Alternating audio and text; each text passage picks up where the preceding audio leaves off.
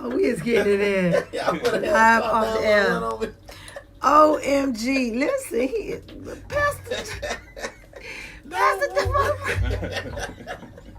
Listen, you gotta have, laughter is good for the soul. Sure OMG.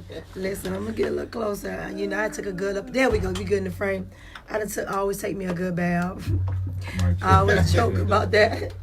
Because, listen, that's a whole nother conversation. I'm really about to do a whole segment on hygiene because it's too many grown people around here that not get the proper conversations at home. And they're grown and they're out here violating, you know, people's breathing space. It's not cool, you know. You reach one, you teach one. And I'm one of them sisters that do not mind teaching other sisters and other brethren how we need to show up for ourselves as we enter the world. So no other this gentleman here that is to the right of me, I have had the esteemed pleasure to see him across TV screens, big screens, red carpets, little duck off parks, giving some self-defense classes to me and an intergenerational group of women for self-defense as we put a mark on of empowering women not to be soft subjects, to be of violence and for human and sex trafficking, to help us be able to defend ourselves. He has a way with a gentleness along with his strength to help women to know how to defend themselves. So we gotta do that again. That was awesome with Ampu Production. You may have seen him on To Each His Own, so many other martial arts films. And so he is the master professor. He is an actor. He's just a master of multi different forms of martial arts. But tonight we're going to get into all of that. And we're going to get into him being a new author. And I love the title of his book, How to Be a High Value Man, the Blueprint to Success with Women. Now listen, your latter part of your title, my goodness, to have success with women, that right there's a whole talking piece in itself. Because y'all always say we're difficult and we don't know what we want. That's a whole nother conversation. So before we get into your book tonight, Acie, are you a Miami native? Yes, I am. I am Don't be afraid of the mic. Don't be afraid of the mic. I am a Miami native. I actually went to Holmes Elementary. What? I also went to what middle school was that on Miami Beach? Nautilus? Nautilus Junior High. And I graduated from Northern, and I did 1 year at Northwestern. So I'm a Miami native. Still, none of y'all can outdo me or how many schools I went to. Nobody. Me and my mom, we kind of jumped around, you know, from Liberty City to Opa-locka to Carol City, as it once was called. Now it's Miami Gardens. See. You know, and yeah. Okay, so I see you kind of glossed over. You kind of glossed over something. You know, I've had to try not to dig. I don't like being intrusive. Okay. But I know there's a lot of curious minds. So, as a young man coming of age, what was your young man coming of age story in Miami? Because Miami is not one of those cities that's easy for young folks to navigate, especially during the 90s when you were coming of age. There was a lot going on in South Florida to be a young black man in South Florida. What was your coming of age story? Well, I had a pretty nice childhood and adolescence. I had a lot of great friends that I went to high school with, and that was a lot of fun. I enjoyed school. I enjoyed a lot of the extracurricular activities that I was involved in, particularly, you know, with sports, wrestling. I did a little baseball. I ran track. I was very active. I've always been into health and fitness and wellness and things of that nature. And, you know, it was a fun time, actually. You're rare. In the 90s. You're a unicorn. Yeah. You're definitely a male unicorn. Yeah. So with that, how did you get to the military? Well, right after high school, I kind of graduated early. I was actually double promoted. So I graduated at the age of 16. Okay. And then when I turned 17, you know, my mom, she was very instrumental in having me be a very ambitious type of a person. So she didn't want me to be sedentary, just sitting around. And so, I had got, accepted at DeVry at the time, to go to school there, and also Nova University. But I'm a very adventurous kind of person, as you can kind of see. Oh, yeah. And so I opted, for the military just because of the, the benefits that it offered at the time, particularly with the GI Bill and things like that. Oh, so, yeah. I went into the Navy, and that's how that happened. I went to, the Navy. Oh, you went to the Navy. Yeah. Well, I see Mystique Jones came back. Thank you for coming back in, Mystique. Right. She says, Acie, long time no see, King. Yo, what's going on? All right. Folks coming on in, definitely recognizing who you are. So, you went military. Mm-hmm. Then you also have, I say SWAT. You were also in law enforcement. Yeah, okay, so I'll go ahead and speed that up. So I did 4 years in the military. I went to Desert Storm. United States Navy, I was on the John F. Kennedy, was stationed in Virginia Beach. Mm-hmm. And after that, I got out of the Navy. I came back home, and I went to school for a little bit. Went to Miami-Dade College, North Campus, studied criminal justice, and I jumped right into corrections shortly after that. Okay. So I worked for the state. I also worked for the county, and had a nice tenure there for about 10 to 12 years or so. And then I pretty much found my niche career-wise during that time. I began teaching at Miami-Dade College School of Justice as a high liability instructor. So for a good 10 years or so, I trained most of the police and correction personnel you may know. I was their instructor in defensive tactics, firearms, vehicle operations. And that was a very, very fun decade for me, teaching, all of those personnel, those liability skills. And then from there, I had become a SWAT officer reserve with the City of Sweetwater Police Department at that time. So I got a lot of my tactical skills from law enforcement and the military, and that's excluding the martial arts. Listen, so they said that's a very intelligent man right there, very dangerous in a positive way. You see, my eyes went over here. I'm like, listen. I think all the ladies went like, let me clutch my pearls. Like, you a little nice, but you was dangerous. Like, dangerous. Yeah. Bad boy, but a good boy at the same time, kind of dangerous. Something like that. I know that got you in a lot of trouble. Okay, y'all, so y'all gotta forgive me. So I saw the movie Photograph today, so I've been in my feelings. So just letting y'all know that's why I'm on this Davi behavior, because Photograph kind of unleashed some things. It was a cathartic moment, so I'm a little more laxed than normal. Right? So this tactical defense, that just sounds like super, just like, I just think of like action movies, Well, yeah. Well, law enforcement defensive tactics is the short name of it is DEFTAC. So DEFTAC is basically self-defense for law enforcement, and it kind of parallels the military. So with that said, you learn how to defend yourself against edge weapons, gun disarms, and how to take subjects down and things like that. But that actually gave me a nice foundation and a good grasp on teaching the martial arts, because if anyone knows me well from like my childhood, even my teenage years back in high school, they will tell you that, hey, this guy is really, a big advocate, a big proponent of the martial arts, because even as a young boy, one of the first people that influenced me was Jim Kelly. I don't know if you remember this guy. He was most recognized in the movie Enter the Dragon with Bruce Lee, but he was the brother in it that was cool. Right. Laid back, he had the afro, the big chops. Yeah. He had on the yellow suit. You know what I mean? Yeah. And he had a famous line in the movie. He says, "Sunday, Mr. Handman, I would like to leave your island." Right? And the guy said something to him. He was like, "Bullshit, Mr. Handman." And he was just so cool. He said what people wanted to say, but they couldn't say it on screen. He was so cool. And he did other movies with like Jim Brown and Fred Williamson, like Three the Hard Way and Hot Potato and stuff like that. So he was one of the first influential characters that that caught me, and I was like, I want to be like that guy. Okay. So it's my thing in the draft. I'd be like, show enough. That's right.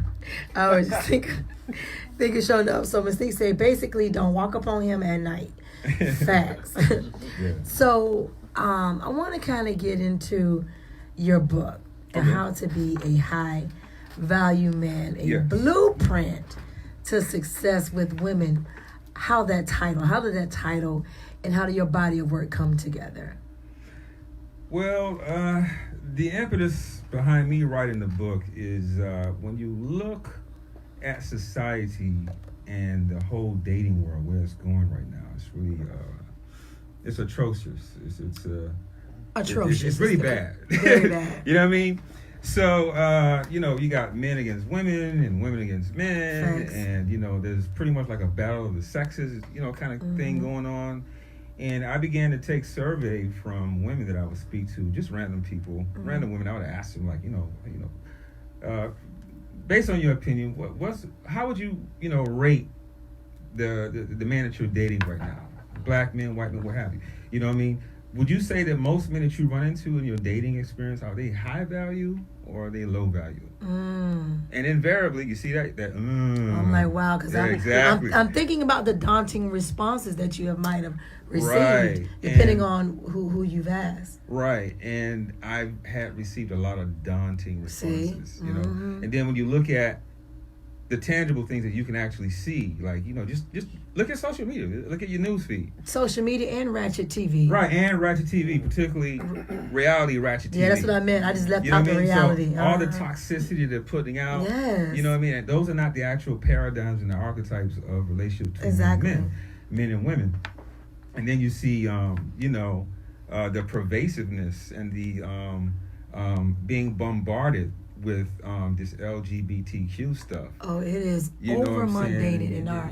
Like Yeah, prime it is. example, we don't want to spend too much time on this guy, but like, let's say Dwayne Wade with you see what I'm Trending saying, with his topic. kid, with his child, what he's doing with that child. So a lot of people are growing up and they don't even understand the dynamics of let's say the differences or the polarity between masculine and feminine energy. Come on. And so my book talks about this. We need to restore that. I need the Men book. need to be more masculine, women need to be more feminine, and that's what's agree. going on right now. There's a conflation between the two energies, and Absolutely. we're both the sexes are becoming more androgynous. Very androgynous. You see what I'm saying? And we need to like stop that. Go back to the basics. Men be men, women be women. And so my book, I wrote it for men, and it's basically in the self-help category, and it's helping them to understand what it means to be a high-value man. There's a lot of talk about alpha male, beta male. We're not talking about that. We're talking about being high value. If you are a high value man, invariably you're going to be an alpha male. You see what I'm saying? And so it just talks about being a leader. It talks about being the best version of yourselves. It talks about becoming prominent in areas of your social life, in your economic life, in your personal life, in your mind, body, spirit, soul, physical body, and so on. As a man, you have to be a powerful man on all fronts. So if you want to be attractive to women, if you want to be their best option, then you got to put in the work. Wait a minute, rewind. You got to put in the work. You got to put in the work. You talking right now, you see. That's right. But so me and Matt, we always be back and forth about these gender norms and gender roles. We do have a lot of conversations. I like to keep that in the forefront. There may be some women that disagree with you, and there may be some men that disagree and agree with you. So what makes your body of work different when it comes to, calling men to be high value? And I want you to define for us, because to me, words, it means so much. Each word, has power. So how do you define what a high value man is? Well, I kind of alluded to it, but a high value man is a man that's on his purpose. He's mission focused. He's on his purpose. He's on his mission. Whatever it is that he is great at in life, that's what he should pursue. That's going to give him that fulfillment. That's going to give him that self-actualization, that sense of achievement, that sense of success. So whatever talent, skill set, knowledge that he has, all right, well, he needs to cultivate it, monetize it, and make it successful, whether it be his job, career, business, investments, etc. This is what that man needs to do to become the best version of himself. And when a man is on his purpose and being ambitious within that, as a byproduct, you're going to have women that are going to be attracted to you. Absolutely, it's innate. So instead of chasing women like we do in our youth, but as we get a little older in our 30s, 40s, 50s, and so on, you begin to realize that, hey, life isn't about just chasing women all day. What you got to do is, like I say, become the best version of yourself, focus on that, and then, you'll be... like I said, the will be a byproduct. So you want to chase excellence.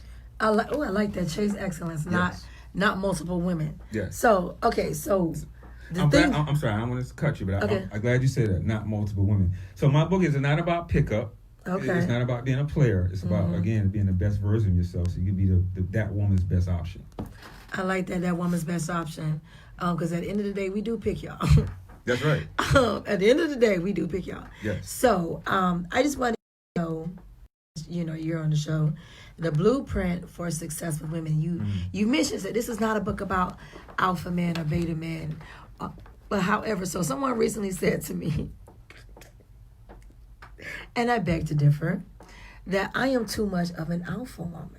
Mm-hmm. So how would you speak to a man who's a high value man that can appreciate a woman who is self-assured, who innately knows how to submit, but however will not submit if you're not walking in your purpose?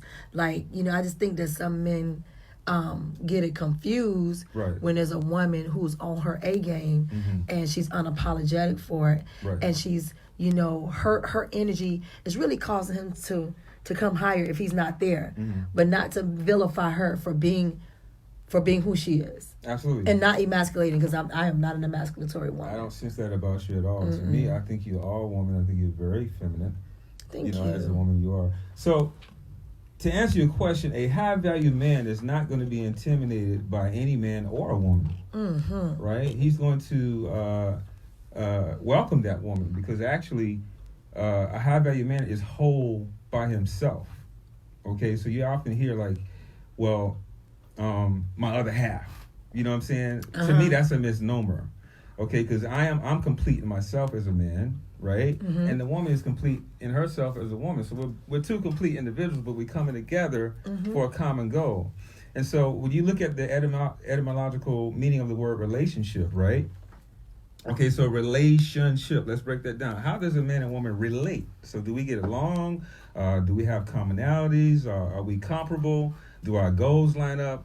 You know what I'm saying? Do we see each other are we on the same page spiritually, physically, and mentally, right? So that's how we relate. And then let's look at the suffix of the word ship, right? So when you take a ship, a cruise ship, you're going somewhere, right? Come on now, so what your thing? Yeah, that's right. So when we relate and we combine it with ship, we're supposed to be going somewhere with this relationship. So we're going to be building. So two people come together to give. So you want to combine your assets and be a complement to each other. Build that relationship, go forward. And that's what a relationship is all about. So, again, to answer your question, a high-value man is not going to be intimidated by a very successful woman. If she's a very strong, independent woman, and sees the strength in that high-value man, by her natural inclination, she's gonna divert that power to him. Women actually don't want to lead the relationship. Come on. Say that. Wait. I want you to say that again. Say it for the men in the back. Women don't actually want to lead the relationship. Yes, Lord. If the man is powerful and he demonstrates the power to do that, then she will more than happily just take the back seat. She just want to go for the ride, have a good time, and be his cheerleader. Come on. You know and what be I mean? the loudest cheerleader. Yeah. If anybody out cheer I'm sorry, no. Be the loudest cheerleader. Yeah. So only let me just summarize it this way: only a weak man will be intimidated by a powerful woman. So my book is neither misogynistic and also neither is it for a toxic feminist either. Now there is a toxic feminine. I think I saw my brother Edward Taylor Jr. I don't know if he was on the previous broadcast, but he speaks a lot on his platform. We have a lot of off the radio conversations about toxic femininity, because as a womanist, I definitely try to appropriate certain things when we have different conversations about gender biases when I talk to Edward Taylor Jr. Right. But yeah, that's a whole nother conversation. So what can the readers expect? Like, we went over a general review. Like, what's the biggest takeaway you think that your hope as the author you want your readers to get? Well, what I want them to take away from the book is that, embrace and embody your role as a man, and really, develop all areas of your life, socially, economically, personally, your mind, body, soul, and spirit. You got to get all that together on all fronts, And that's our life's mission. There's always something to work on. So the book is really about being the best version of yourself as a man, and that way you'll be that woman's best option. You see what I'm saying? That. So you're not really just doing it for yourself, but you're also doing it for her. Because there's a proverb that I actually live by, and it says that the highest calling of a man is to protect woman so she can walk the earth unharmed. My goodness, you got to text me that. I got to put that on. So that kind of goes in concert with us being providers and protectors and so on. But I'm going to stop you there because I've as of maybe the last 3 to 5 years, I have been in some interesting conversations with men in the room where it's like low key they say there's too much pressure. They don't want to be the providers. They don't want to have all that pressure. Like, where do you think that paradigm has shifted over the last couple of years? Well, that sounds like the word of a weak man who doesn't understand his role as a man. See, again, there's that polarity that men and women have.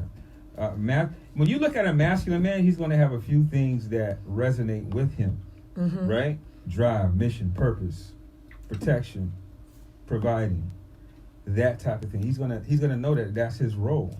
You see what I'm saying? It's you can't split it from him. It's unequivocal. He knows that as a fact. These are the traits that I need to embody as a man.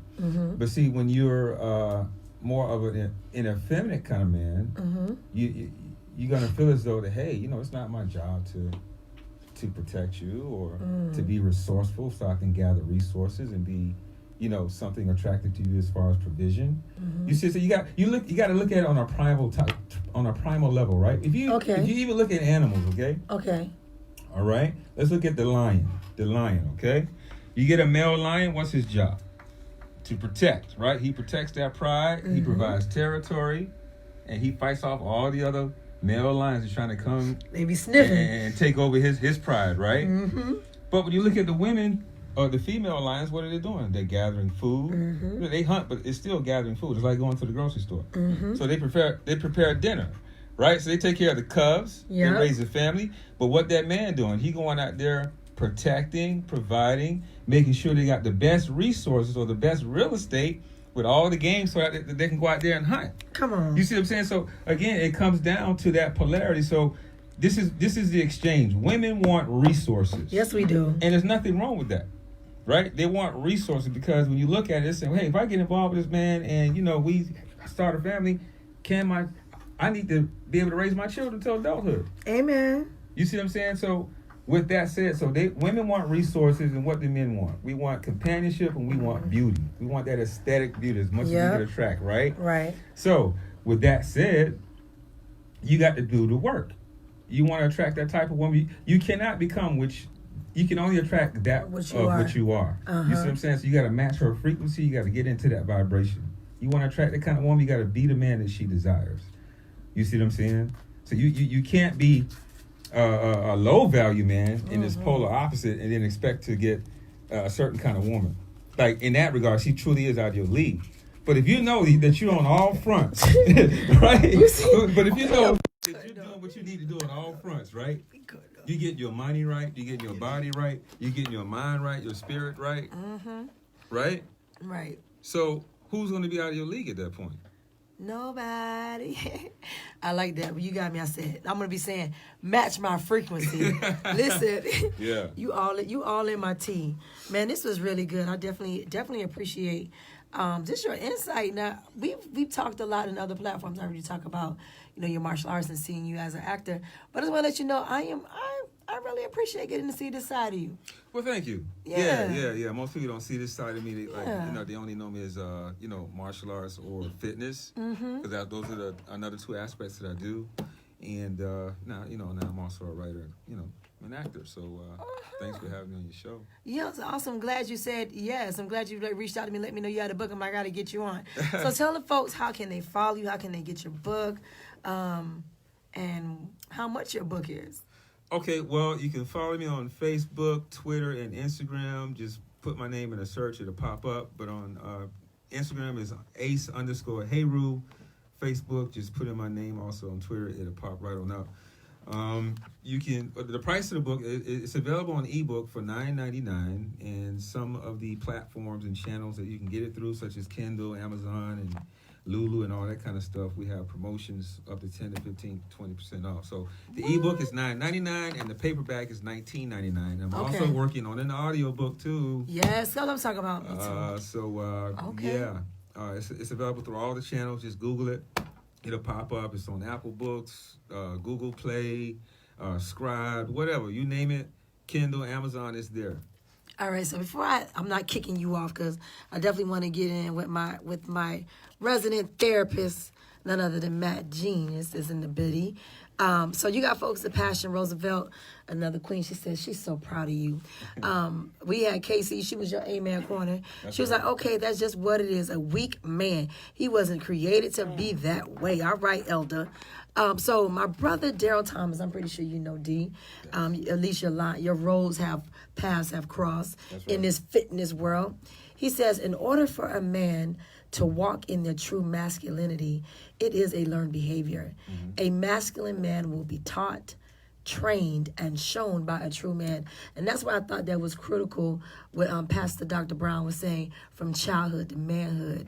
Mm-hmm. You got to have a blueprint to know how to walk it out, because if you're not trained, if you don't have a blueprint, you're not going to know. You're just going to be a young boy that's aging and going in those same circle of cycles. And Daryl said he agreed with you, brother. Okay, thank you, Daryl. Appreciate he agreed you, with you. So do you have any final last words that you want to say to the ladies and to the brothers on how to be a high-value man, and as it pertains a blueprint to have success with women? Well, ladies, Steve Hardy wrote a book for you guys to empower you guys, and it's great. I wrote this book to empower men, but guess what? It also benefits you. It does. You see what I'm saying? So, fellas, pick up the book. It's for the brotherhood. We're gonna go ahead and click up and become powerful men, to be men to our women, and we're gonna change this paradigm community by community all across the nation and all across the world. So, pick up the book, put the word out. Let's get it. Hey, I got some book signings coming up. Okay, shoot them deets about your next upcoming book signing. Yeah, I got a book signing coming up the first week in March. I'll do it through Eventbrite and Facebook, but it's going to be at the Cigar Lounge on Ives Dairy and 27th Avenue. So I'm going to do one there. Also at a barbershop. I got things going on. Just look out for it. I can't be around the smoke. And Instagram. But it's for the fellas. You definitely take it to the man cave. Take it to the place where the men be at. With a good stogie and some yak on deck. That's okay? Right. Have some good conversation. That's right. But what? Yeah, man. Y'all pick it up. A little whiskey, a little bourbon, a little old fashioned. I know, man, right?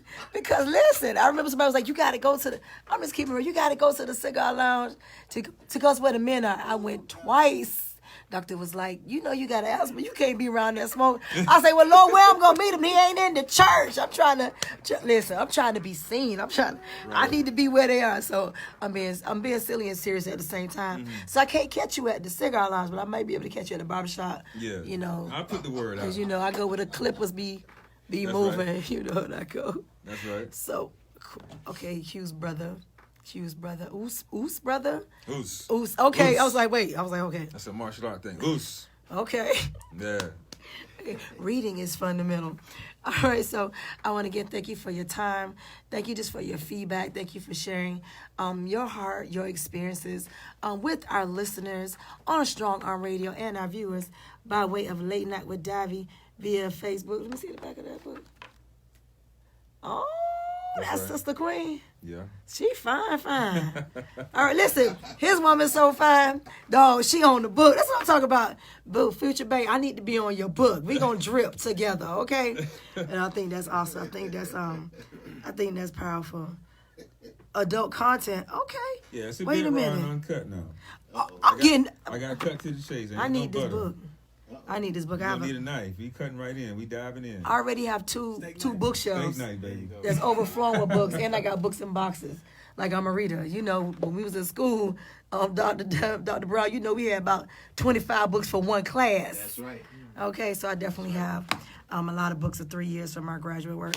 So awesome again, guys. How to be a high-value man, the blueprint to success with women. And then we're going to also give you updates and deets on the next, what we call it? Self-defense class. Yeah, most definitely. I literally had a brain fart. I was really trying to think of with Ampu Production, with Katana Malone. Yeah. And we really have to continue to make a dent on equipping women not to be soft targets and easy targets when it comes for people to snatch and grab us, and to make sure that we're teaching our girls and our sons, even our older women, because there's women in their 40s getting snatched. That's right. So we just got to keep it real.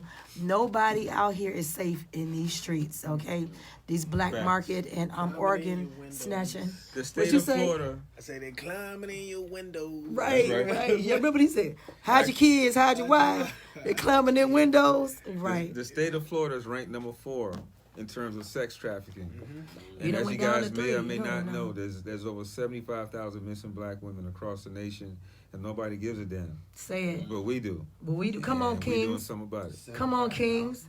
Yes. So women, we always say where our men are. This is one of these. All of these men are in making a difference in our community by using their platform, their professionalism, and what they're doing by equipping us to make sure that we go home to our families.